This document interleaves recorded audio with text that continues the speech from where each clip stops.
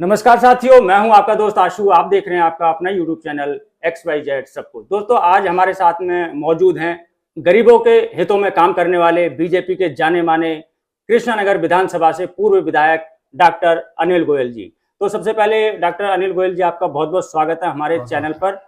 और मैं आज आपसे एक बात करने आया हूँ, बहुत ही मुद्दे की बात है। ये सभी हमारे वाहन चालकों के मुद्दे की बात है कि दिल्ली का एक इतना बड़ा पद पे बैठा व्यक्ति, जिसे हम परिवहन मंत्री कहते हैं, आखिर उसने इस्तीफा दिया क्यों? आज हमारे साथ में अनिल गोयल जी हैं। जो तो सबसे पहले तो मैं गोयल साहब आपसे ये पूछना चाहूंगा, आम आदमी पार्टी अपने आप को कहती है कि हमारे जो नेता हैं या विधायक हैं वो कट्टर आम आदमी के सपोर्टर हैं, लेकिन आम आदमी पार्टी के अंदर अब ऐसा क्या हो गया कि उनके कट्टर नेता ही उसको पार्टी को छोड़ने को मजबूर हो गए? सबसे पहले तो मैं कृष्णानगर विधानसभा से भारतीय जनता पार्टी का पूर्व प्रत्याशी हूँ विधानसभा का। और जो घर के अंदर ही होता है ना, जब घर के अंदर ही उसका दम घुटने लगता है तो वो व्यक्ति बाहर आकर जो बताता है कि किस कारण से उसको वो घर छोड़ना पड़ा।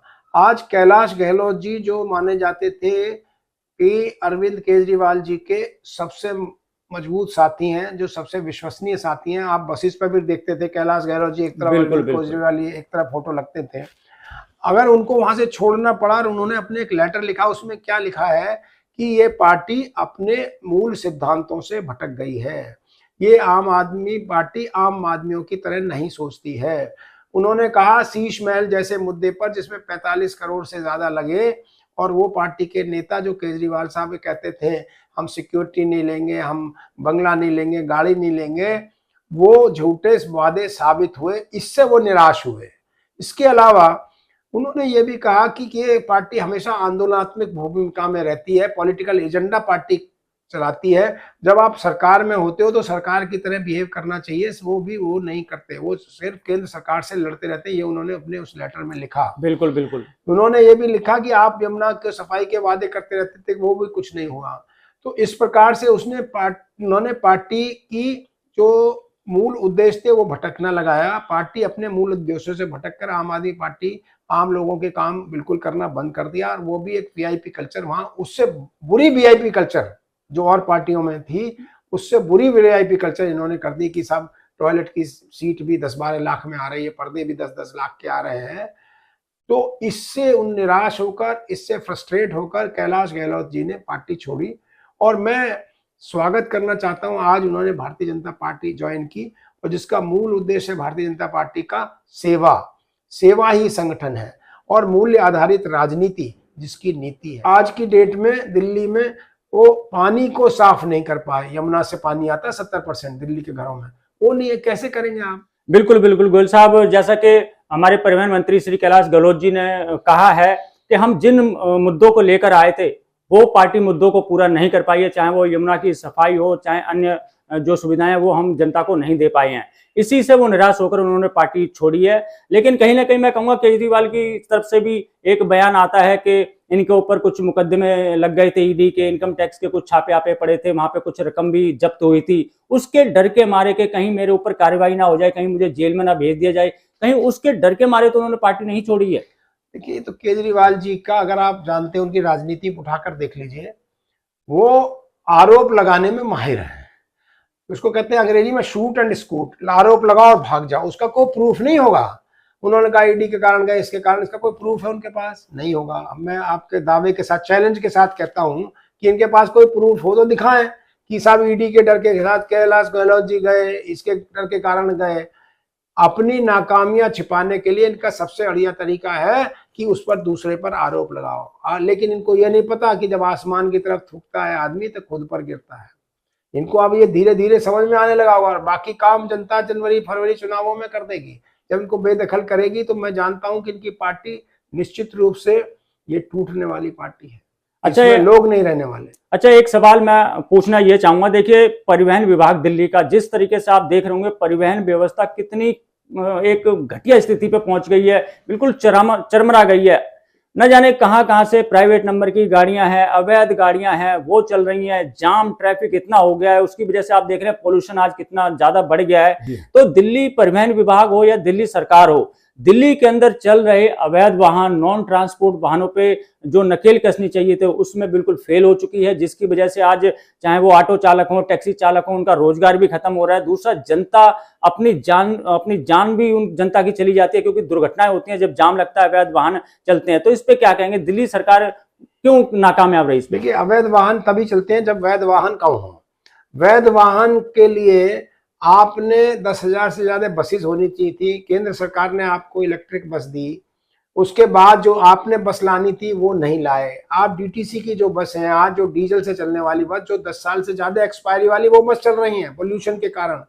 तो मुझे तो ये बहुत अफसोस होता है कि अब दिल्ली में जो पोल्यूशन आया है और डीजल की बस और ये सब डीटीसी की बस खत्म हो गई, तो और बस वहां ट्रांसपोर्ट की व्यवस्था और चरमरा गई। दूसरा, एक भ्रष्टाचार का बहुत बड़ा विषय है।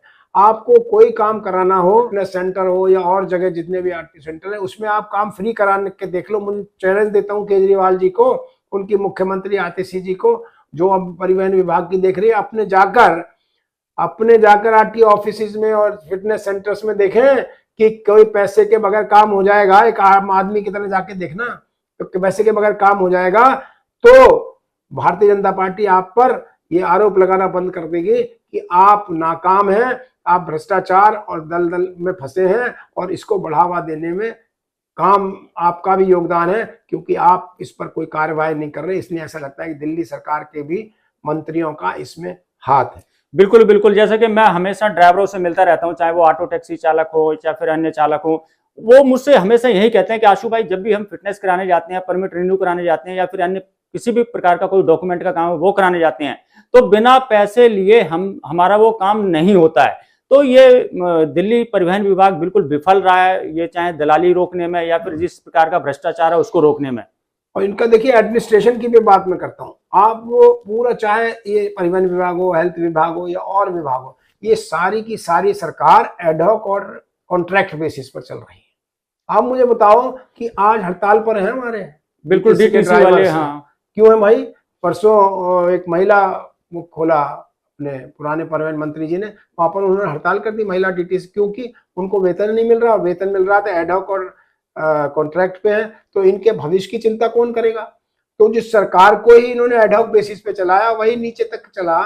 तो इसीलिए दिल्ली में एक भारी असंतोष की स्थिति है, और हर आदमी कहता है दिल्ली छोड़ो केजरीवाल। ये जन जन की आवाज है। मुझे लगता है ये आप इसको, आपके माध्यम से भी लाखों लोगों को जाएगी। मैं आपको भी इसके लिए बधाई देना चाहता हूँ। अच्छा गोयल साहब, एक मैं बहुत ही महत्वपूर्ण सवाल पूछना चाहूंगा जिससे हमारे ऑटो ड्राइवर बहुत ज्यादा परेशान है। वो चीज है दिल्ली के अंदर चल रहे अवैध वाहन प्राइवेट नंबर के, जैसे कि बाइक टैक्सी हो गई, जैसे ओला उबर रैपिडो जैसी कंपनियां अवैध तरीके से दिल्ली के अंदर प्राइवेट नंबर की बाइकें, जो कि नॉन ट्रांसपोर्ट है, जबकि सुप्रीम कोर्ट का ये सख्त ऑर्डर है कि इस प्रकार की नॉन ट्रांसपोर्ट व्हीकल जो प्राइवेट नंबर के हैं वो कमर्शियल यूज में नहीं लिए जा सकते। दूसरा, ये जो जुगाड़ू रिक्शे चल रहे हैं, मतलब कहीं से बैटरी रिक्शा वो ले लिया और रिक्शा बना दिया प्राइवेट, उन पर कोई रजिस्ट्रेशन नहीं है। इस प्रकार के जो वाहन है, इनसे हमारे ऑटो चालक बहुत परेशान है। अगर ऑटो चालक बीजेपी सरकार को सपोर्ट करते हैं, तो क्या आने वाले समय में जब बीजेपी की सरकार बनेगी तो इस प्रकार के जो वाहन हैं इन पर नकेल कसी जाएगी या नहीं? निश्चित रूप से जो सुप्रीम कोर्ट के ऑर्डर हैं उनका अक्षरशः पालन भारतीय जनता पार्टी की सरकार बनती है तो वो करेगी। तो मैं भी उम्मीद करता हूं कि जब आने वाले समय में अगर ड्राइवर भाई बीजेपी को सपोर्ट करते हैं और दिल्ली की जनता अगर बीजेपी को सपोर्ट करती है, तो ड्राइवर भाइयों को भी हक मिलेगा और दिल्ली की जो जनता है उनको भी अपना अधिकार मिलेगा। इस तरीके से जो अब चल रहा है, जैसे अभी दिल्ली सरकार ने दिल्ली की जनता को घरों में बंद कर दिया है, कहें तो एक तरीके से मिनी लॉकडाउन लगा दिया है। आप देखेंगे कि स्कूल बंद कर दिए, ऑफिस बंद कर दिए। वहीं देखा जाए तो मैंने सुना है कि नए ठेके और भी खोल दिए गए हैं। इसमें क्या है? हाँ, ये शराब का मुद्दा है ये। और सुनिए कि जब आप, क्या होता है कि एक बेईमान आदमी होता है ना, जो सीधे सीधे तरीके से, जिसको कमाना नहीं आता, तो वो ऐसे ही 2 नंबर के काम करता है। शराब की दुकानें बंद कर, ज्यादा खोल दो, एक के बदले एक फ्री दे दो, जिसको तो फॉर्चुनेटली भारतीय जनता पार्टी और जनता के आक्रोश के सामने उन्होंने ये पॉलिसी वापस लेनी पड़ी। अब ये अगर नए ठेके फिर खोलेंगे तो फिर वो भारतीय जनता पार्टी के कार्यकर्ता उनको बंद कराने में सक्षम है, बंद कराएंगे। मैं यही उम्मीद करता हूं बीजेपी सरकार से। गोयल साहब, आपका बहुत बहुत धन्यवाद, आप आए, आपने हमें समय दिया, आपका बहुत बहुत धन्यवाद। तो दोस्तों, ये थी हमारी गोयल साहब से खास बातचीत जो कि मैंने आपको दिखाई। आशा करता हूं कि वीडियो आपको अच्छी लगी होगी। अगर अच्छी लगी हो तो लाइक कर देना, चैनल को सब्सक्राइब करना मत भूलना दोस्तों। मिलेंगे किसी और जानकारी से भरपूर वीडियो में, तब तक के लिए जय हिंद, जय भारत।